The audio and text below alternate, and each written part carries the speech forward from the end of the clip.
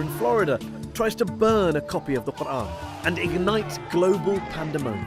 Even Buddhists are at it, attacking the Muslim minority Rohingyas in Western Burma. And of course, the conflicts plaguing the modern Middle East are often blamed on ancient hatreds between the children of Abraham. Remember 9/11? Was this religiously inspired terrorism? Thousands died. Yet here's the thing. Societies without faith haven't fared much better. Communism banned all religions, as Joseph Stalin and Mao Zedong systematically slaughtered millions of their own countrymen. Is science any better? Since Galileo and Darwin, scientists have sought to stamp out ignorance and unravel the mysteries of the universe. But science has also poisoned the environment, unleashed killing on an industrial scale, and now threatens our entire planet. My guest today, however, stands firmly on the side of science and has provoked controversy with his attacks on religion. Ladies and gentlemen, Professor Richard Dawkins. One of the most prolific thinkers of his generation, he shot to fame in the 1970s with his research into genetics, and his book, The Selfish Gene, transformed evolutionary biology. His most famous work, The God Delusion, sold millions of copies and has been translated into more than 30 languages. Richard, thanks so much for joining us here on Al Jazeera. Before we go any further, I just want to check something. Are you an atheist? For all practical purposes, yes. Nobody can actually say for certain that anything doesn't exist. But I'm an atheist in the same way as I'm an a-leprechaunist and an a-fairyist and an a-pink unicornist. So you're not 100% sure God doesn't exist, but you're sure enough to make it practically... I'm as sure as you are sure that fairies and leprechauns don't exist.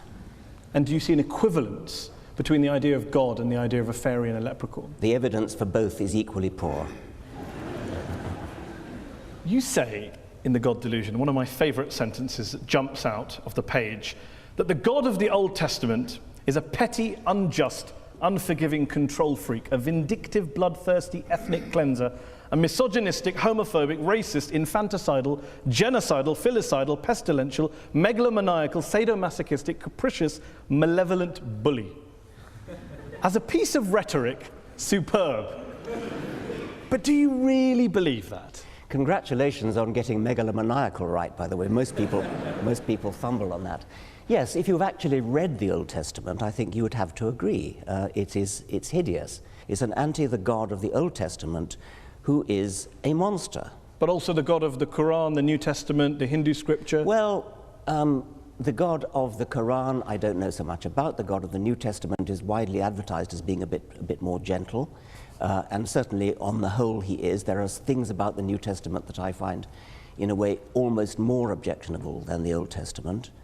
But the sheer horror of the character, I said he was the most unpleasant character in all fiction, because I regard it as fiction, of course. And yes, he is. I mean, he's jealous, he's vindictive, he's callous, he's cruel.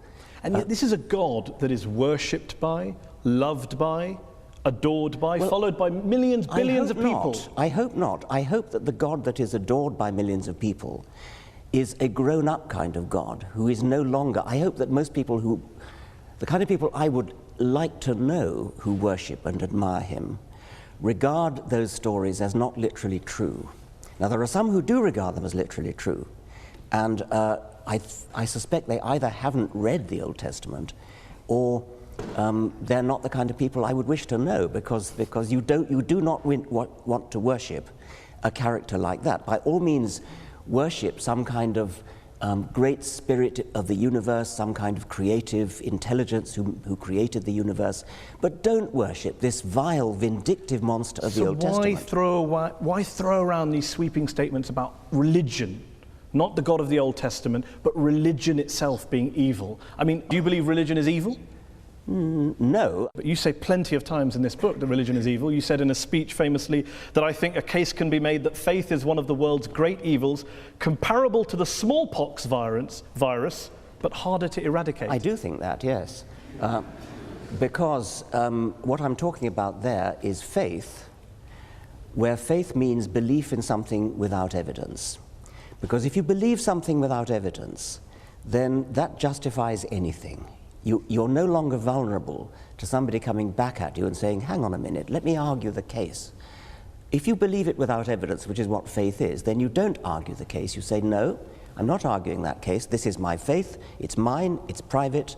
I don't dissent from it. I don't retreat from it. You're just going to have to accept it. Now, that is evil. And yet you spend so much of your time debating people of faith. So clearly people of faith are interested in having discussions. They're not just all blind believers, insisting on their way of... Well, nobody said anything about all of them. I mean, the vast majority of religious people are perfectly good, nice people, as you are. There's no suggestion I've ever made that all religious people are evil. Of course not.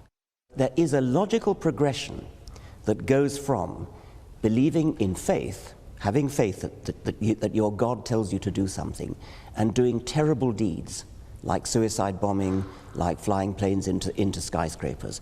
The vast majority of people of faith don't do such terrible things.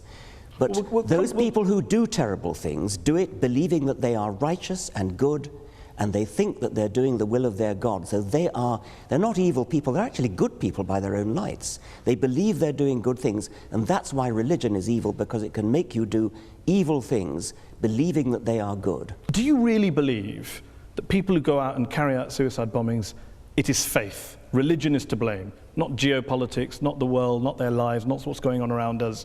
It's religion, plain and simple.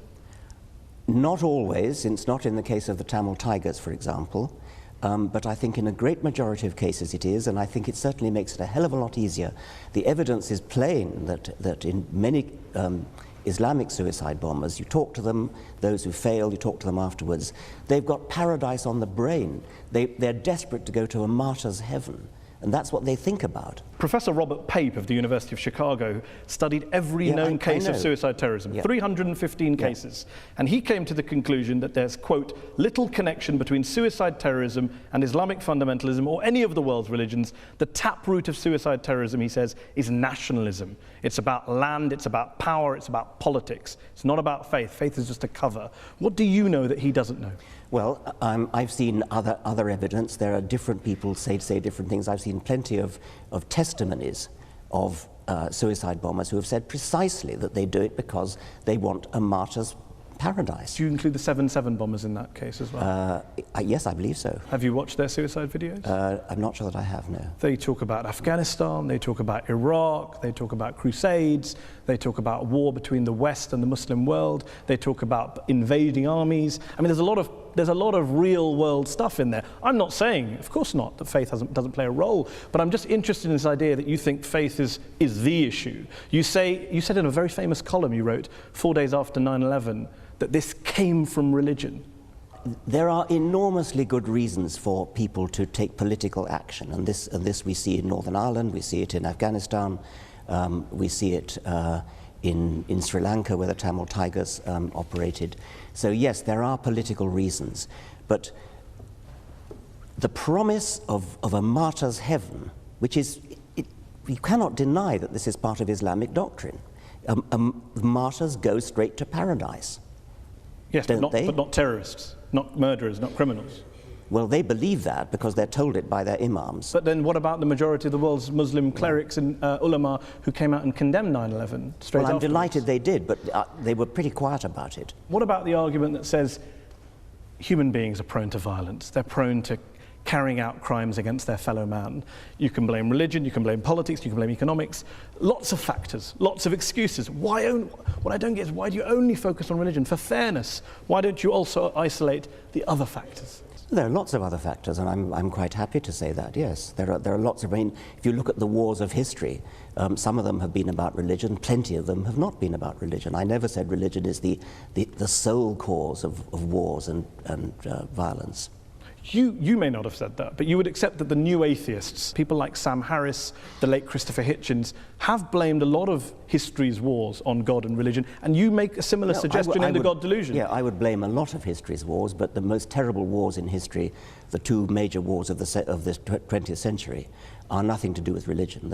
You accept that point? Yeah, of course. And the Cold War and Vietnam? Yes, I would, of course, yes. So when you have a situation where some of the world's worst crimes were carried out not by believers, how then does that square with your idea that it's religion that causes good people to do bad things, it's religion that's driving violence, your original statement against religion at the start of this? Dogmatic belief in something like religion or something like Marxism or something like Nazism, these are all, or indeed patriotism, I mean, my country, right or wrong, these are all pernicious beliefs which can drive people to do terrible things.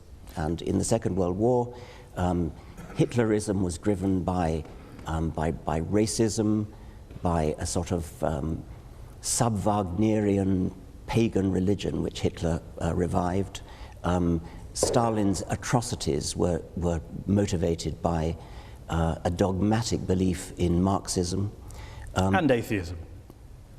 Stalin happened to be an atheist, but he was never motivated The specifically. Soviet Union was not based on scientific rationalism, on the elimination of religion and God? Stalin persecuted the church. Stalin persecuted just about everybody. Are you saying that the Soviet Union, the leaders of the Soviet Union, were not driven by a hatred of religion and a belief that science and human progress and materialism was the way forward? They believed that materialism, science, human progress, those are kind of there was a Marxist slant on those words, and they were hideously misused. Mao Zedong, when he invaded Tibet, told the Dalai Lama that religion is poison. The subtext to the late Christopher Hitchens' book was religion poisons everything. Can you blame people of religion for saying, hold on, we've heard these ideas before, that religion poisons everything and it leads in one direction? It's an incidental fact that Mao Zedong and Stalin happened to be atheists. They were not incidental, it wasn't core to communism.